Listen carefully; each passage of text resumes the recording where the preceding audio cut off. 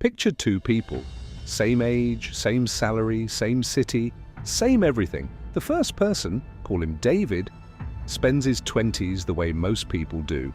A decent apartment, a nice car, dinners out, vacations.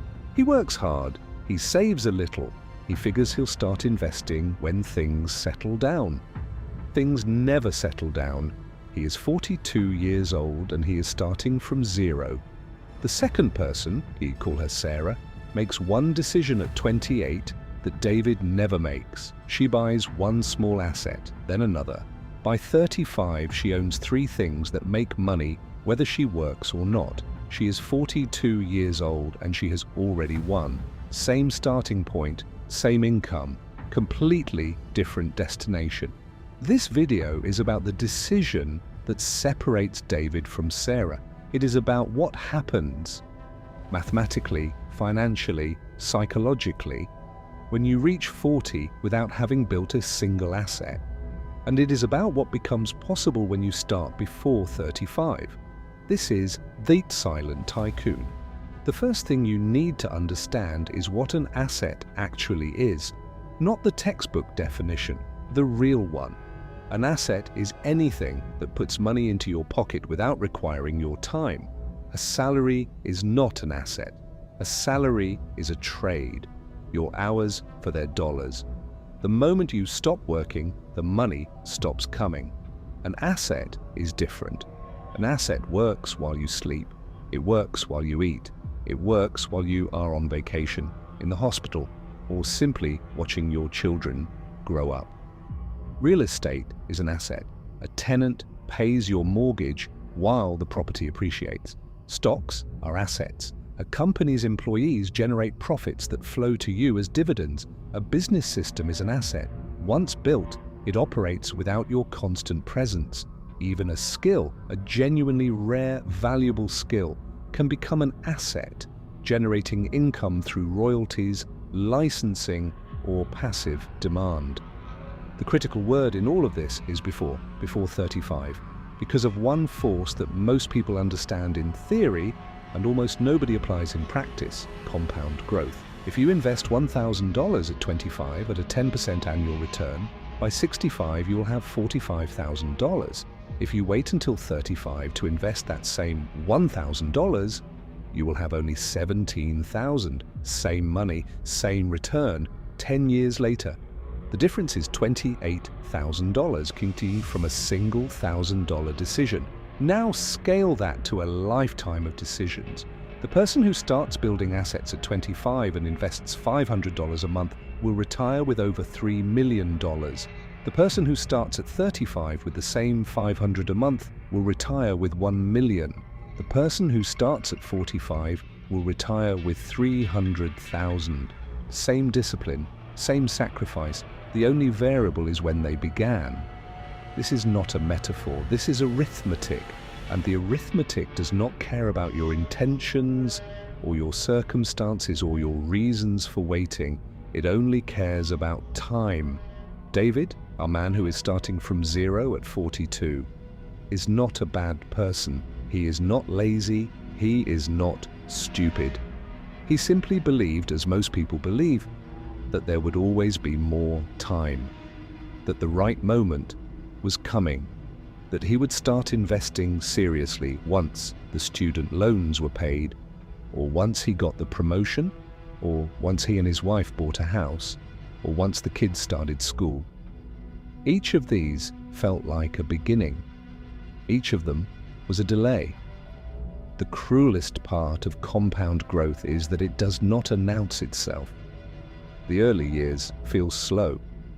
You invest $500 a month for 2 years, and your account shows $12,000, and it feels like almost nothing, like the sacrifice was not worth it. So you stop, because the reward does not match the effort. Not yet, not in year 2. But by year 10, something changes. The growth accelerates. By year 20, it is remarkable. By year 30, it is the kind of number that makes people ask how you did it. And the honest answer, the answer that frustrates everyone who hears it, is I started early, and I did not stop. Sarah, our woman with 3 assets by 35, did not do anything heroic. She drove a cheaper car for 3 years and used the difference to buy a small rental property. She invested in a low-cost index fund every single month for 7 years without checking the balance. She started a small online business in her spare bedroom and let it run for 4 years until it was making $2,000 a month without her involvement. None of these things required genius. All of them required the same quality: the willingness to exchange a small pleasure today for a large freedom tomorrow. By 42, Sarah's rental property is nearly paid off and generating $800 a month in profit. Her index fund is worth $400,000. Her online business is producing income she barely thinks about. She is not retired. She does not need to be. She works because she chooses to, not because she has to. And that distinction between working by choice and working by necessity is the real definition of wealth. David, at 42, is not poor. He has a decent job. He has savings. He is going to be fine, but fine is not free. He will work for 20 more years, not because he wants to, but because he must.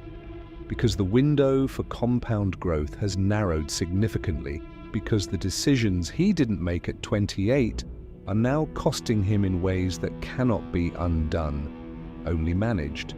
This is the invisible cost of waiting. It does not announce itself at 30. It does not send a warning at 35. It arrives quietly at 45 when you run the numbers and realize that the life you imagined, the freedom, the optionality, the sense of security is still 20 years away, and not because you did anything wrong, simply because you did not start soon enough. The question this video cannot answer for you is what your first asset will be. That depends on your skills, your location, your risk tolerance, and your patience. But the question this video can answer is when, and the answer is the same for every person, in every circumstance, in every country, in every generation. The answer is now, not next year, not when things settle down, not when the timing is right, because the timing will never be right. The answer is whatever age you are reading this, that is the youngest you will ever be again. And the best time to plant a tree was 20 years ago. The second best time is today. David and Sarah both had the same 24 hours, the same paycheck, the same choices. The difference between them is not luck or talent or circumstance. The difference is one decision made early, repeated consistently, and never abandoned. What you build before 35 will determine what you are free to do after 60, and what you fail to build before 35 will determine what you are forced to do instead. This is the Silent Tycoon. Every week, one door, one truth, one decision that most people will never make. Subscribe so you don't miss what's next. Stay silent, build quietly, and own everything you touch.